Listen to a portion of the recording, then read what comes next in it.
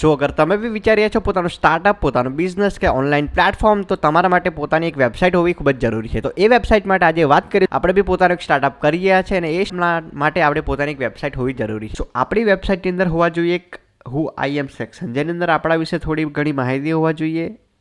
And then whatever we serve, યાની કે આપણું એક service section. Whatever we do, યાની કે આપણે જે બી કરવાના છે આપણા વેબસાઇટના થ્રુ, કે આપણે આઈટી સર્વિસ પ્રોવાઈડ કરવાના છે, તો એના માટે જે બી કોન્ટેન્ટ હશે તે આપણે પ્લેસ કરીશું. આ બધા માટે અમે એક બેઝ મોડલ મેં ક્રિએટ કરી દીધું. આપણું પ્રોફાઇલ રિલેટેડ, આપણી સર્વિસીસ રિલેટેડ, આપણે જે બી કરી રહ્યા છે એના રિલેટેડ, જેમ કે blogs and contactors and also about me. So આ બધું સેક્શન ઓલરેડી ડમી ડેટા સાથે કમ્પેટેડ છે. ઇન ધ ફ્યુચર ડેઝની અંદર આપણે બધી વસ્તુ આપણે પોતાના રિલેટેડ કન્ટેન્ટ એડ કરીશું. એન્ડ ઓલ્સો એની સાથે થોડી ઘણી બધી ઓટોમેશન બી ક્રિએટ કરવાના છે યુઝિંગ N8N.